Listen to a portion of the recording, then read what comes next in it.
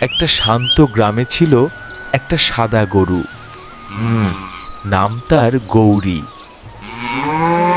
গৌরী ছিল খুবই শান্ত আর সবার প্রিয়। ছোট্ট রাহিম তাকে খুব ভালোবাসতো।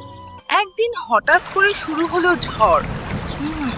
চারদিকে অন্ধকার আর ভয়। ঝড়ের মাঝে রাহিম হারিয়ে গেল জঙ্গলের কাছে। সে কাঁদতে লাগলো। গৌরী ভয় না পেয়ে দৌড়ে গেল তাকে খুঁজতে।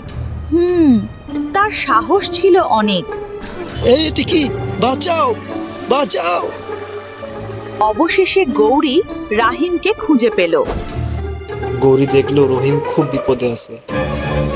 এরপর গৌরী সাপের সাথে যুদ্ধ করে রাকিবকে বাঁচালো আর তাকে নিরাপদে বাড়ি নিয়ে এলো।